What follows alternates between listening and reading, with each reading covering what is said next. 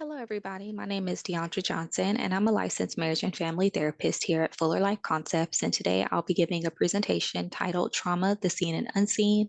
Ultimately, the goal today here is to provide you a little bit more context around what trauma is and how we can impact it or be impacted in ways that we may be familiar with or also may not be familiar with.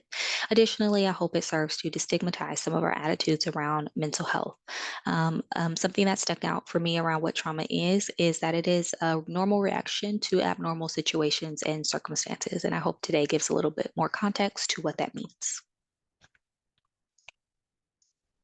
So, our objectives today include defining trauma, learning who can be impacted by trauma, learning ways that trauma can impact our brains and our bodies, identifying what we can do to address trauma, and then identifying ways we see trauma addressed daily in our pop culture.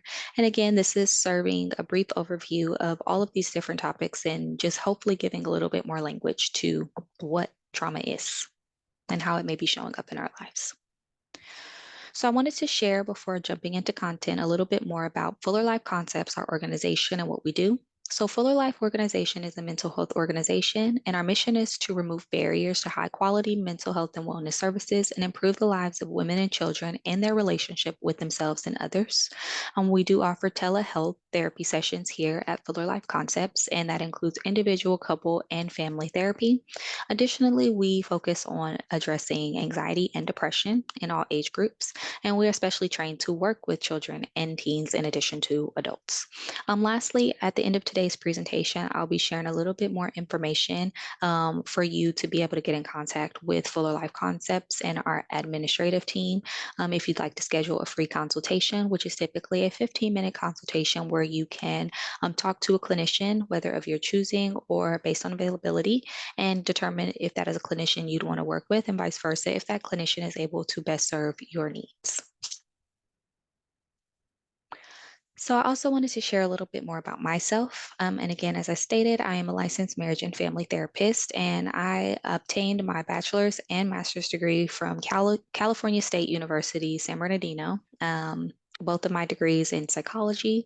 Additionally, I have experience in working with community mental health organizations, intensive outpatient and partial hospitalization programs, and currently working in the private practice mental health field to serve individuals who are looking for support with their mental health needs. I've also provided and do provide individual, family, and group therapy.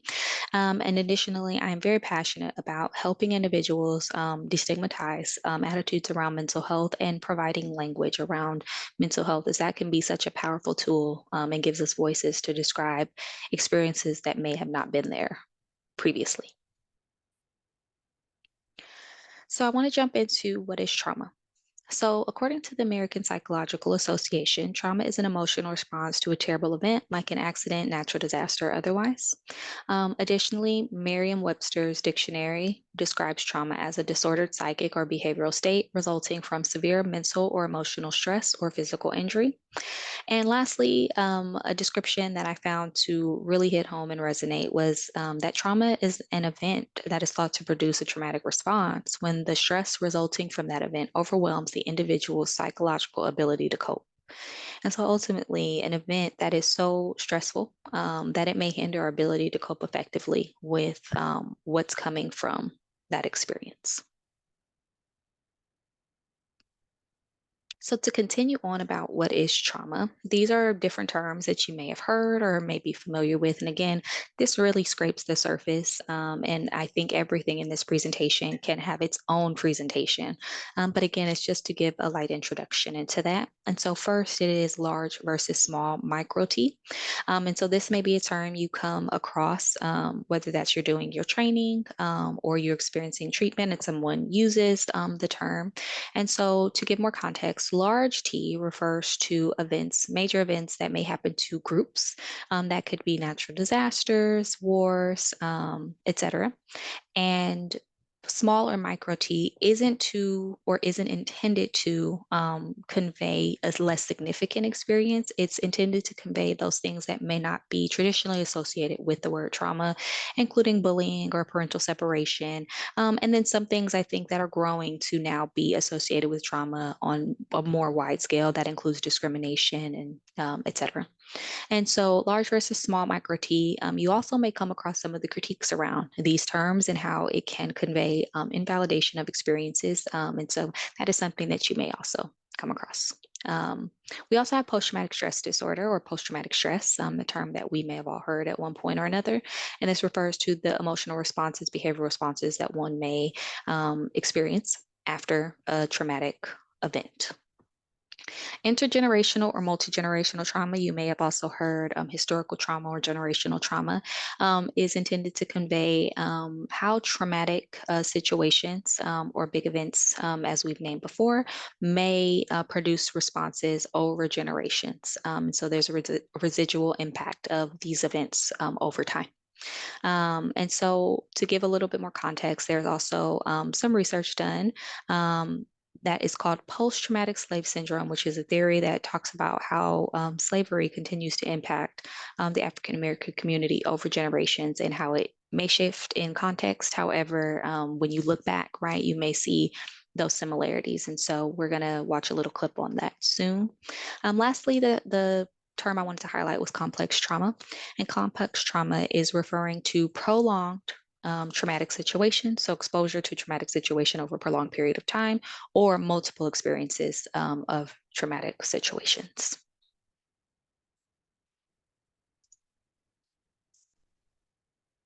Post-traumatic slave syndrome is an explanatory theory that really looks at multi-generational trauma.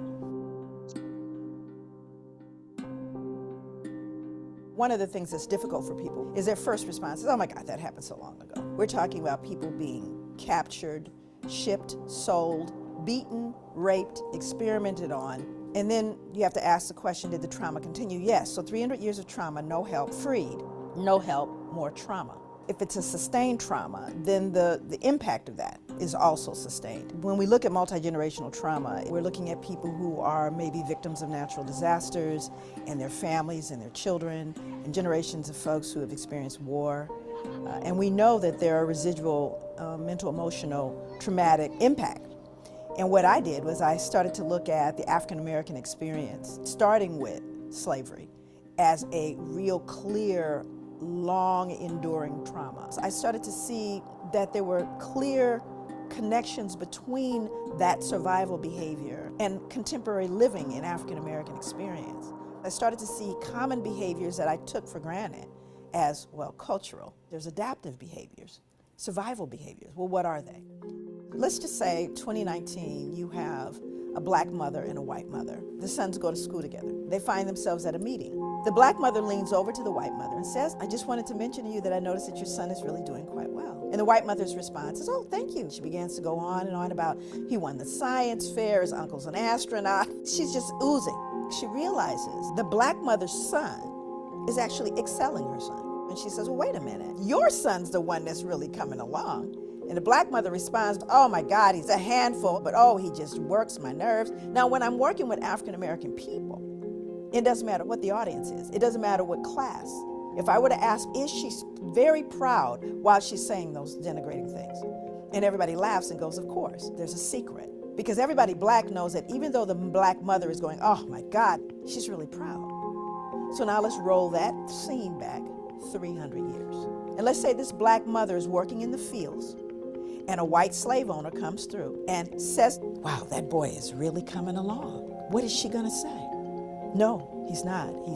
He's stupid. He's shiftless. He can't work because I don't want you to sell him. So I denigrate them to protect them. That is called appropriate adaptation when living in a hostile environment. The little white boy, say Timmy, he feels really comfortable and happy about what his mom just said about him.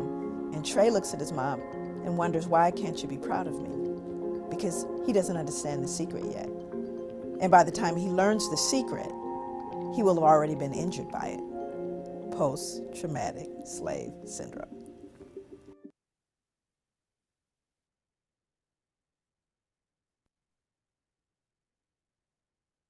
And so I hope that gives a little bit more context into post-traumatic slave syndrome. And in our next section, we're going to be going a little bit more over post-traumatic stress disorder and the different things that you may come across as it pertains to trauma and other stress-related disorders in the Diagnostic Statistic Manual. And then we'll go into our part 3 in our final presentation, the impact on mind and body and how we can address it in pop culture and some more additional resources that you all can use if you'd like to learn a little bit more about trauma. Thank you for sticking with me.